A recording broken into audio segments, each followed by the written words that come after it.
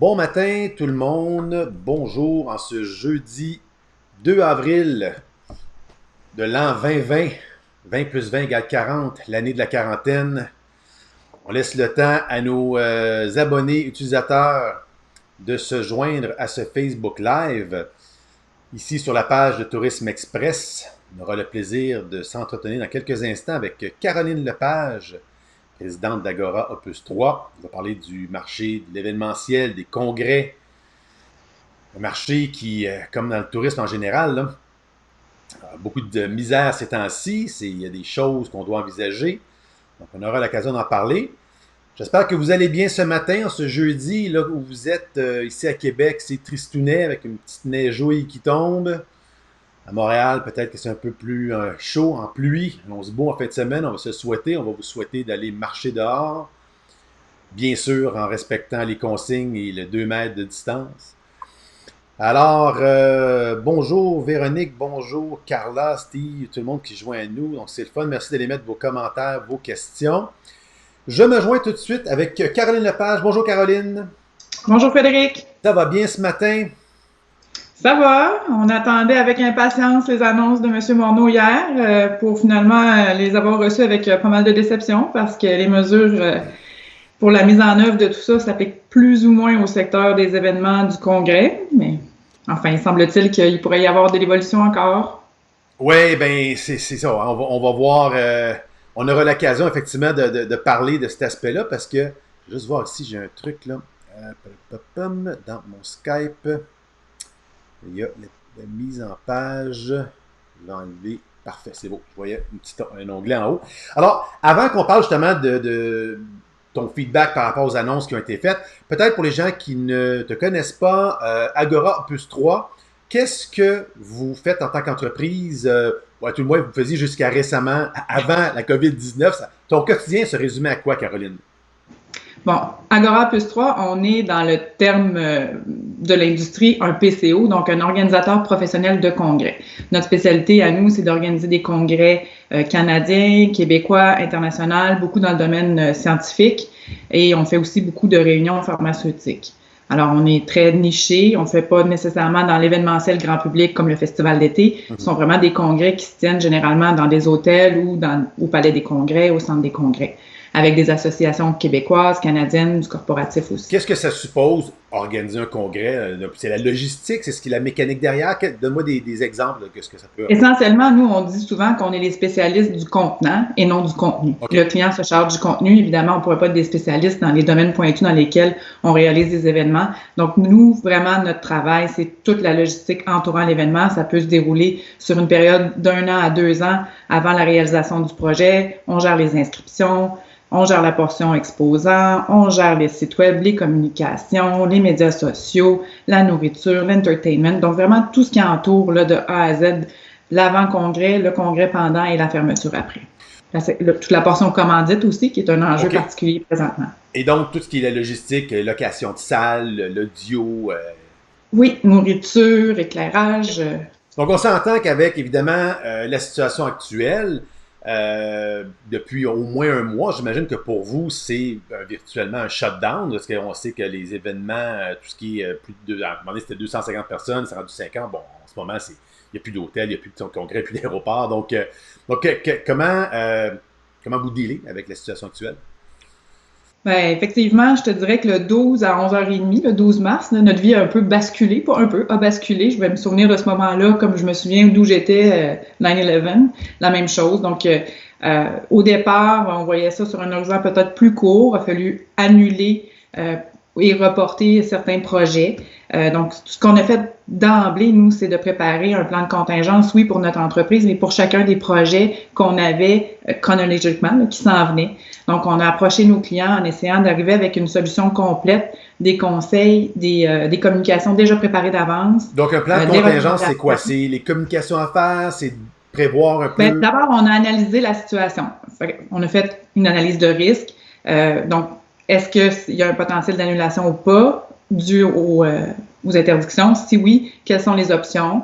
Est-ce qu'on peut reporter? Est-ce qu'on on doit annuler, quels sont les coûts rattachés à ça, quels sont les impacts. Donc, on a fait une analyse de coûts pour chacun des clients et on a aussi préparé, dans le fond, des espèces de communication pour chacune de leurs cibles. Il faut parler aux commanditaires d'une part, ensuite il faut parler aux participants, il faut parler à nos clients et avoir une approche qui est distinctive pour chacun parce qu'ils ont des besoins, des attentes puis des insécurités qui sont pas les mêmes. Il a fallu revoir aussi les politiques d'inscription, de remboursement. Est-ce qu'on transfère les sommes pour l'année suivante?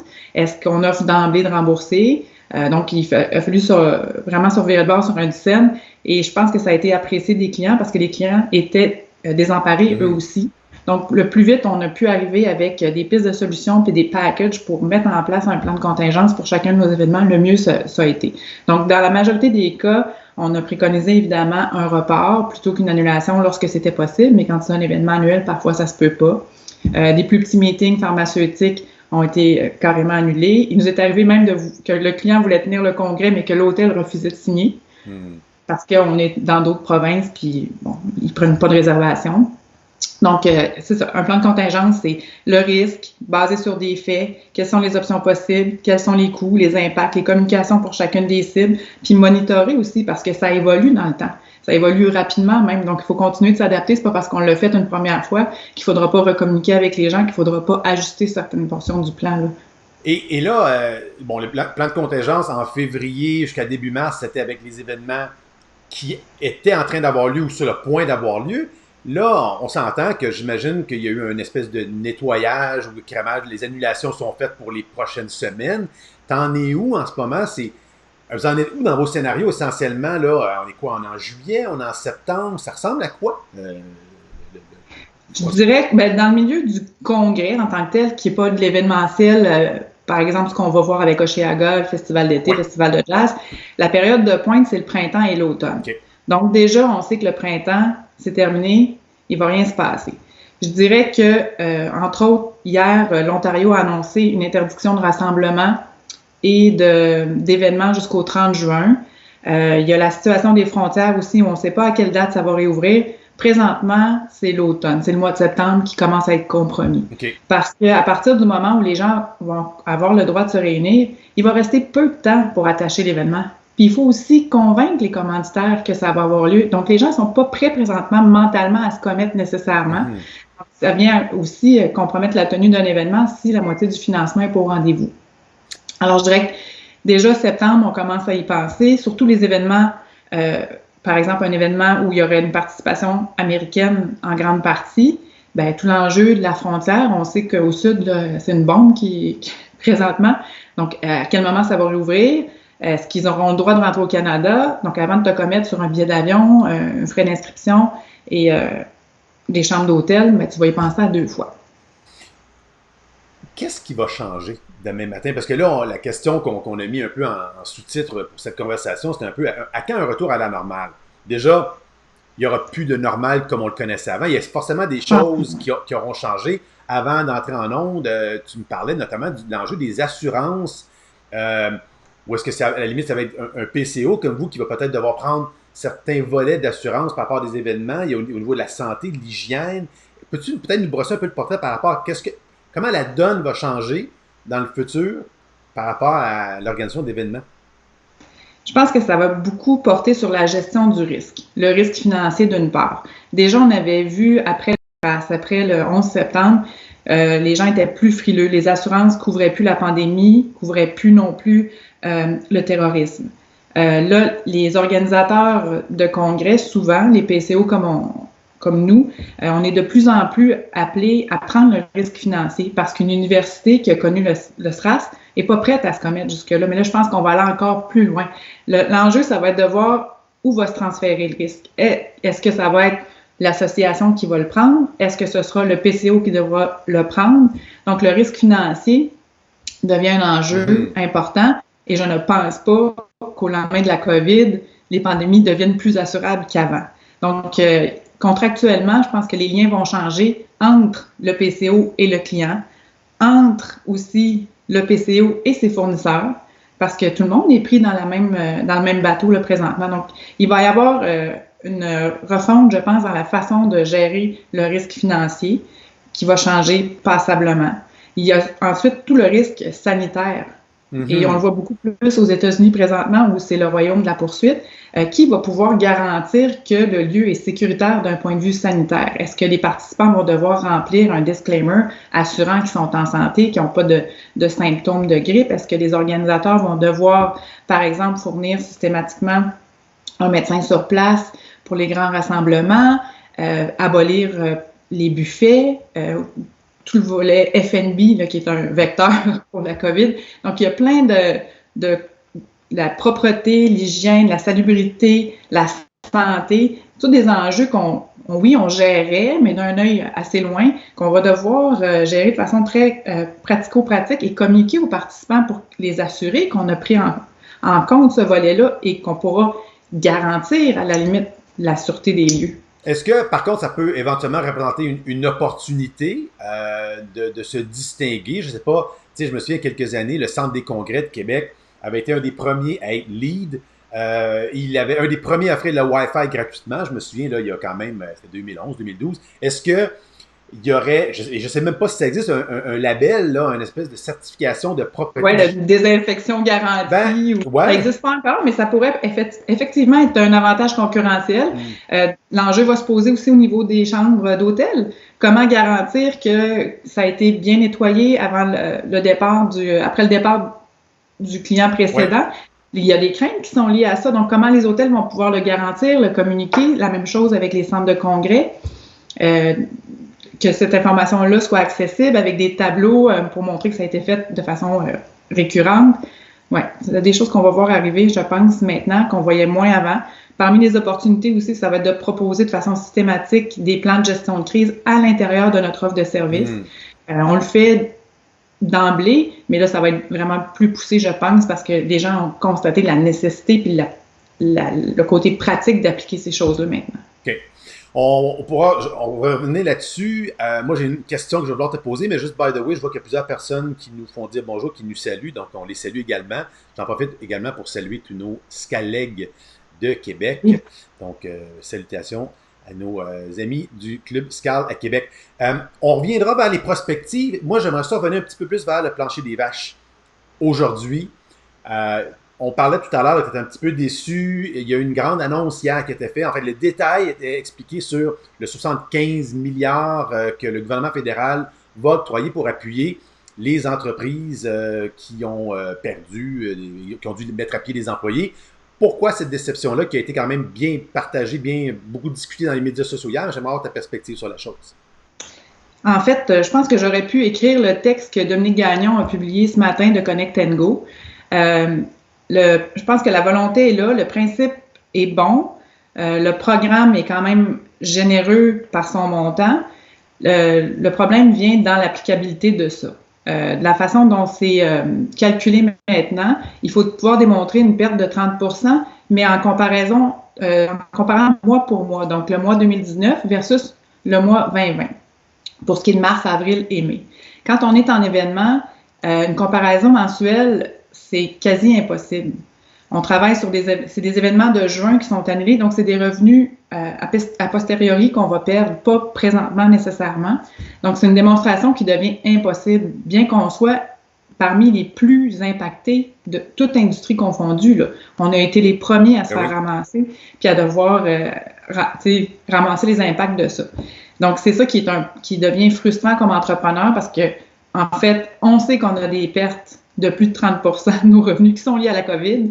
Le programme, il existe, mais dans son application, on n'y a pas accès, on n'est pas capable de se qualifier.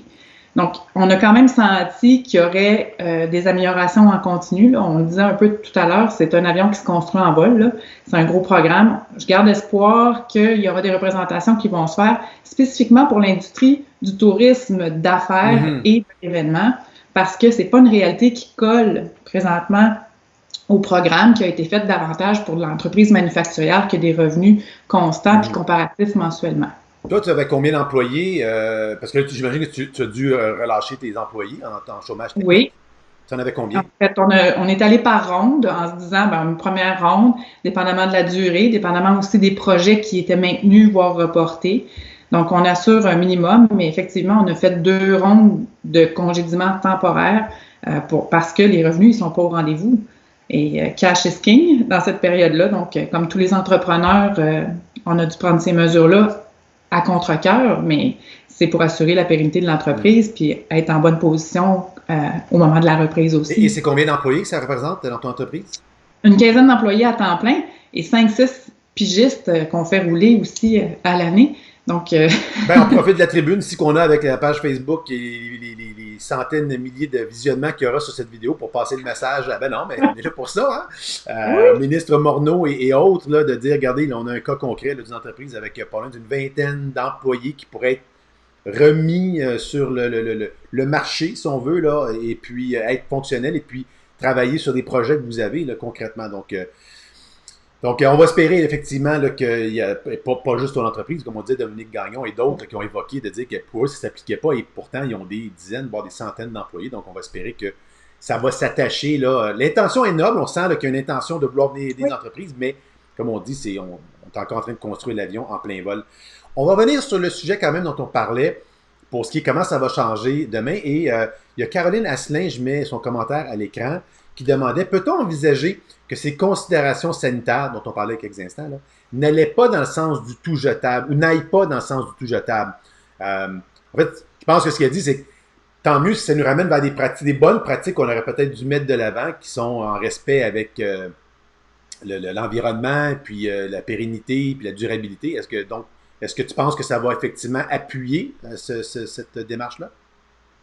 Je ne sais pas si sa question elle est dans ce sens-là exactement parce qu'on parle beaucoup d'avoir des boîtes à lunch qui génèrent beaucoup de rebuts à ce moment-là parce que c'est des portions individualisées plutôt que des buffets, plutôt que de la vaisselle, d'avoir des contenants jetables non réutilisables.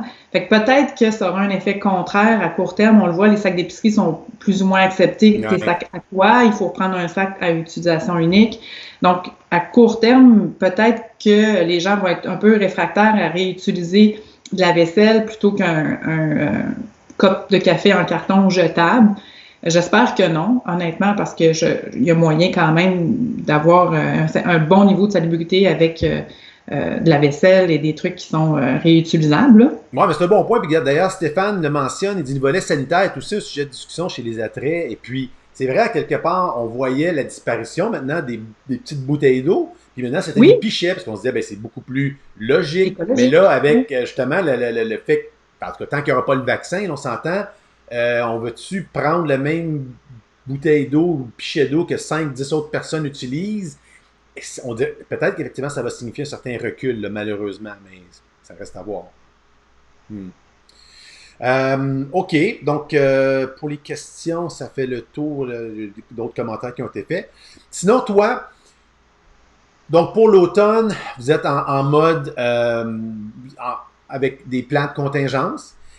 Quand penses-tu qu'on va avoir un retour à la normale, si je peux ainsi dire? Est-ce que tu penses que la business des conférences va avoir changé? Je m'explique là. Je te le disais, je pense, avant qu'on entre en ondes. Moi, je me souviens, en 2003, je travaillais chez Via Rail. Et à l'époque, avec la crise du SRAS, les gens se disaient, les gens vont maintenant faire des visioconférences. On va moins voyager pour aller rencontrer les gens à Toronto ou en Europe. C'était pas vrai à l'époque parce que c'était de courte durée. Et alors que là, on voit que ça s'est démocratisé quelque part les outils. Il y a risque d'avoir des habitudes de prise chez certaines personnes de faire justement du télétravail, des visioconférences. Comment tu penses que ça va impacter la business là, des conférences, des réunions, des événements comme vous les organisez? Évidemment, j'ai pas de boule de cristal, j'aimerais ça, mais c'est pas le cas.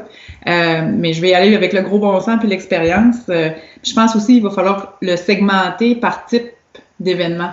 Il y a des événements corporatifs, il y a de l'associatif, il y a de l'international, il y a du québécois. Donc, ils vont se moduler différemment dans le futur selon la nature de chacun de ces segments-là. Effectivement, je pense que la technologie va amener des changements importants. Tu le disais, 2003, les gens pensaient qu'on allait passer au virtuel, puis ça s'est plus ou moins fait. Entre 2003 puis maintenant, la technologie a évolué et surtout, elle s'est démocratisée. C'est maintenant accessible, puis à des coûts moindres que ce qu'on a connu dans le passé. Et là, les gens le testent de façon très pratico-pratique chez eux. Donc oui, je pense qu'il va y avoir une migration et on va se rendre compte qu'il y a des réunions contenant personne à l'aéroport à Toronto qui sont peut-être plus nécessaires en termes de meeting interne puis qu'on pourrait faire sur Teams ou sur Zoom. Par contre, ultimement, la technologie a quand même ses limitations. La discussion autour de la machine à café, le team building ne peut pas se faire par Zoom. Échanger des recettes de pain, ça a ses limites. C'est drôle un temps, mais ça ne va pas venir consolider une équipe. Donc, tous les kick-off meetings, les meetings de vente où on craint nos équipes pour l'année à venir par rapport aux objectifs, aux orientations, tout ça, c'est difficile de transférer cette énergie-là par la technologie, par du virtuel. Il va y en avoir, il va y avoir un mouvement, il va y avoir, je pense, aussi plus de hybrid meetings où on va avoir une portion en présentiel puis une portion en virtuel. Et ça va aller vers ça par la force des choses. Même nous, parmi les plans de contingence, il y a quelques meetings qu'on a convertis. C'était reporter, convertir, puis en dernier lieu, annuler. Puis quand on disait convertir, c'est convertir au virtuel. Ouais. Donc, il y a certains types de formations à distance, par exemple, la formation continue, qui se prêtent bien à du virtuel, mais il y a d'autres types de meetings ou de congrès qui en virtuel ne se retrouvent pas. On peut donc s'attendre effectivement peut-être à une hybridation des événements où il y aura toujours un volet virtuel, puis à la limite qui sera peut-être plus important. D'ailleurs, une question ici de Catherine, ou un commentaire, elle dit peut-être aurons-nous plus de petits événements, moins de gros pour avoir un meilleur contrôle. Je pense, es-tu d'accord avec ça? Dans le sens où peut-être qu'on aura contrôle sanitaire, mais aussi peut-être justement ça sera plus petit par la force des choses, qu'il y en a 200 qui sont sur place, mais il y en a un 150 à distance. Est-ce que c'est faisable ou envisageable, tu penses? Bien, c'est déjà le cas. Ouais. On l'observe dans plusieurs congrès, là, mais généralement, il y a une plus grande portion qui est là physiquement, puis on donne accès à une portion du congrès par le biais du virtuel, ce qu'on appelle le hybrid meeting, qui permet d'avoir des gens qui, de toute façon, ne seraient pas venus, et augmenter les revenus puis le rayonnement. Peut-être que ce sera des plus petits événements, ou au contraire, on va garder les gros événements qui donnent lieu de rassembler vraiment tout le monde autour de la planète, autour d'un sujet, et puis on va éliminer les plus petits qui étaient in-between ou plus régionaux pour éviter de les multiplier. C'est dur de prédire. Bien, parce que justement, c'est quoi les différents types parce que tu fais plusieurs événements, peut-être là, pour les gens qui se connaissent moins, je me dis qu'il y a différentes catégories. Tu fais de la petite réunion d'une trentaine de personnes, tu fais des congrès, tu fais des colloques, tu fais des salons commerciaux. C'est quoi les différents types qui existent, là? C'est ça. Nous, on fait tout ce que tu viens de mentionner ou à peu près, mais dans l'industrie du congrès, souvent, on va faire un discernement entre le côté associatif, donc il y a des associations pour à peu près tout dans la vie, et le corporatif, les grandes entreprises, les 3M, les GM de ce monde, les compagnies pharmaceutiques, c'est une catégorie en soi aussi. Donc, il peut y avoir de la formation continue, les médecins, les ingénieurs qui sont obligés de se former. Il y a aussi des trade shows, donc des salons commerciaux, où les gens se rencontrent. Et là, il y a des exposants, puis il y a des démos aussi. Il y a physiquement des équipements qui sont démontrés, des produits qui sont lancés. Donc ça, c'est difficile aussi, bien qu'il existe, tu sauras, des trade shows virtuels. Oui. J'ai participé à ça il y a 3 ans, mais je pense que c'est en avant de son temps. La technologie existe, mais évidemment, le contact physique n'est pas là. Mais tu peux générer tes leads au même titre que tu le ferais là, en présentiel. Donc, des trade shows, des congrès associatifs, corporatifs, des congrès de nature québécoise, canadienne, internationale. Donc, il y a beaucoup de segmentation à travers tout ça. Puis ça peut être des congrès, on le disait tantôt, d'une trentaine de personnes ou hyper spécialisées, jusqu'à des congrès de 3, 4, 5 000 personnes, puis du grand public là, par-dessus ça. Mais c'est ça. Puis en quelque part, ça va revenir au facteur humain, parce que je me souviens, j'ai fait Rendez-vous Canada, un événement là, dans le domaine touristique. C'est le plus gros événement au Canada où on vendait le tourisme, la destination. Puis je l'ai fait pendant des années pour Via Rail, pour Tremblant, pour le massif de Charlevoix. Puis je me souviens, j'ai toujours dit, et encore à ce jour, j'y crois, que les deals et les ventes ou les contrats se négociaient et se closaient plus souvent qu'autrement, pas lors du 8 ou du 12 minutes prévu. C'était plutôt le soir, quand tu prenais un verre au bar ou lors d'une fonction officielle, parce que tu revoyais la personne que tu avais vue lors d'un meeting le jour même, la veille. Et là, ben, la deuxième, troisième conversation était plus... la glace avait été brisée. Donc là, tu parles et tu peux aller plus dans de manière humaine, de jaser des choses. Quand les suivis, après ça, sont plus faciles. Donc, je pense que ce côté-là, on peut faire du virtuel, mais il y a un côté aussi où prendre un verre de vin avec quelqu'un, prendre une bière ou partager un moment, regarder un match de hockey lors d'un événement, je pense que ça ne se remplacera jamais. Je pense que ça ne se remplacera jamais non plus. Puis peut-être qu'à l'issue du confinement qu'on est en train de subir tout le monde, on va en être d'autant plus conscient.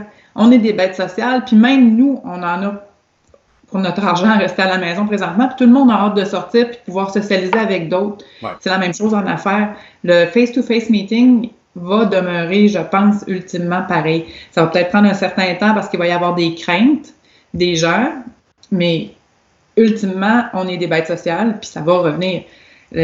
Combien de clients nous ont demandé de reproduire des rencontres de corridor dans les salles? Parce que les vraies discussions sont dans le corridor, sont pas dans la salle. Non, exact.